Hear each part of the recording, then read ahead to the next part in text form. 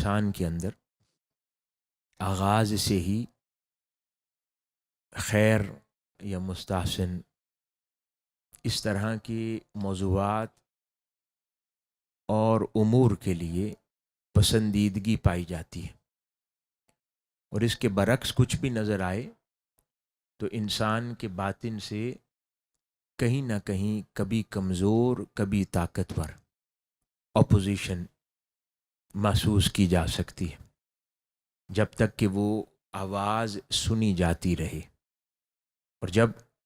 انسان وہ آواز سننا بند کر دیتا ہے تو وہ اپوزیشن اس کو پھر نظر نہیں آتی۔ یہ ایسے ہی ہے کہ جیسے کوئی بچہ پیدا ہو اور پیدائش کے ساتھ ہی وہ ایک بہتر ماحول میں پروان چڑھنا شروع کر دے۔ اب کچھ میلانات اس کے جبلی ہیں، فطری ہیں، جو اس کے اندر خواہش کی صورت میں پنپتے ہیں، اور آغاز میں بالکل نیچرل خواہشات اس کی ہوا کرتی ہیں۔ بھوک لگنے پر کھانے کا تقاضا کرتا ہے، تکلیف ہونے پر روتا ہے، کوئی بھی روشن شے کی دیکھتا ہے تو اس کی طرف متوجہ ہوتا ہے۔ یہ نیچرل اس کی طبیعت کے میلانات ہوتے ہیں جو کہ اس کی جبلت میں رکھ دیے گئے ہیں۔ اس کے بعد وہ جس ماحول میں پروان چڑھنا شروع کرتا ہے وہاں پر اس کو بیرونی دنیا کی تائید حاصل کرنے کی ضرورت ہوتی ہے، یعنی بیرونی دنیا سے انڈورسمنٹ چاہتا ہے۔ بچہ جب اپنی زندگی کا آغاز کرتا ہے، اب وہ خواہشات اور ان خواہشات کے نتیجے میں بیرونی انڈورسمنٹس، ان دونوں کے درمیان وہ اپنی زندگی بسر کرنا شروع کر دیتا ہے۔ جن جن امور کے لیے اس کو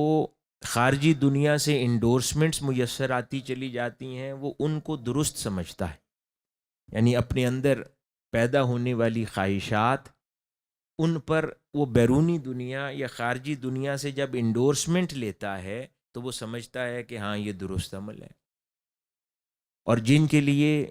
خارجی دنیا سے اس کو اپوزیشن محسوس ہو کہ یہ نہیں کرنا،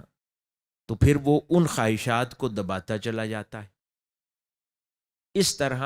ایک بچہ اپنی زندگی کا آغاز کر کے پروان چڑھتا چلا جاتا ہے۔ اگر وہ بچہ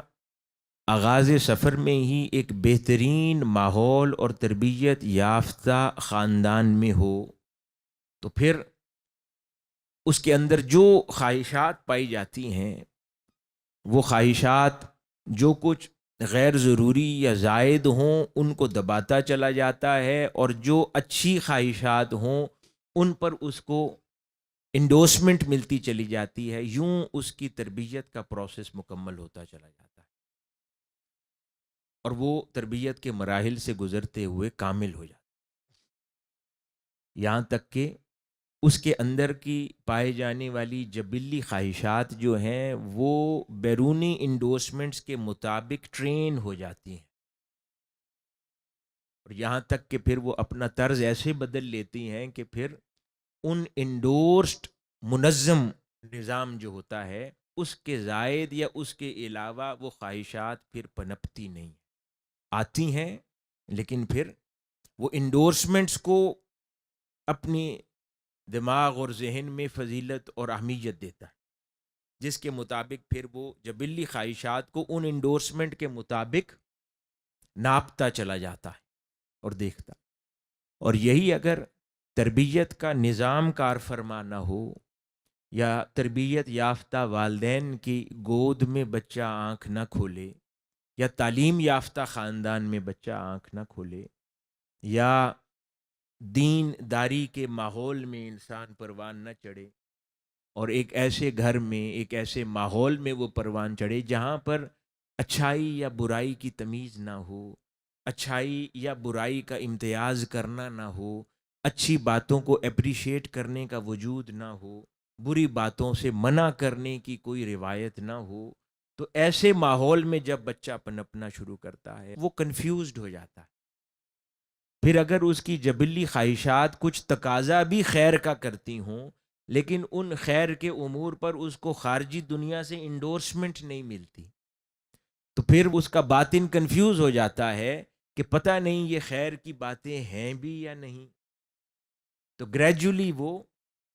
پھر جن امور پر اس کو خارجی دنیا سے انڈورسمنٹ میسر آتی ہے بس پھر وہ انہی کاموں کو صحیح سمجھنا شروع کر دیتا ہے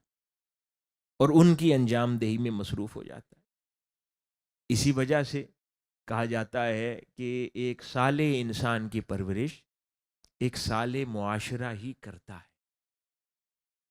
یا ایک صالح انسان کی پرورش ایک صالح ماحول ہی کرتا ہے. کیونکہ آج بدقسمتی سے صالح معاشرے کا وجود نہیں رہا. ہر طرف صرف برائی کے لیے انڈورسمنٹ ہے،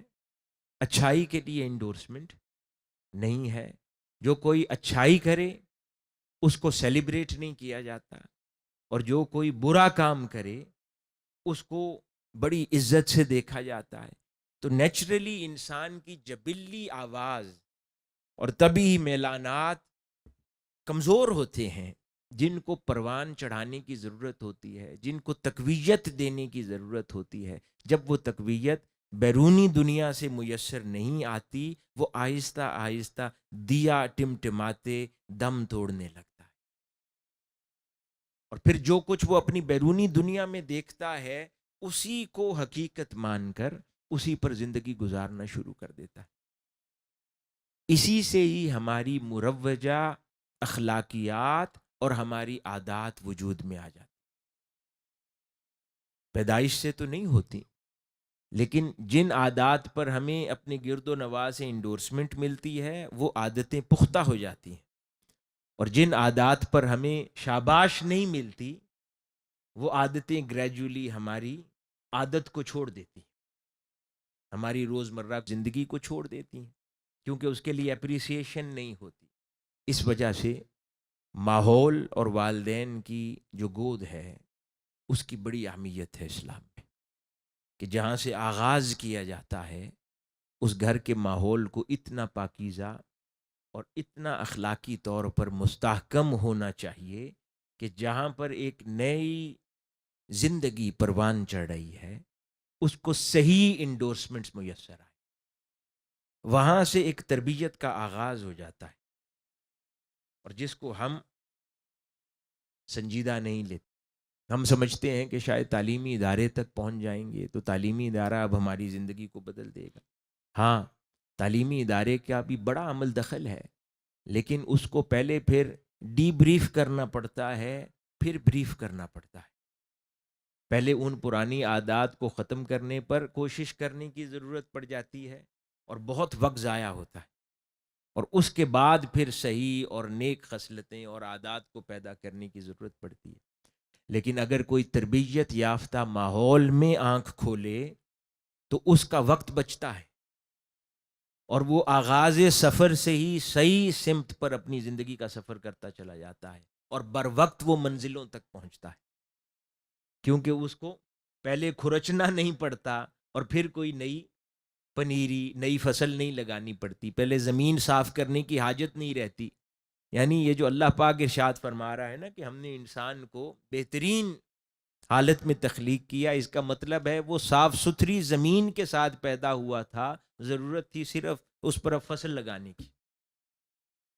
لیکن جب ہم زمین کو آلودہ کر بیٹھتے ہیں تو پہلے پھر اس کو صاف کرنے پر بہت وقت ضائع ہوتا ہے،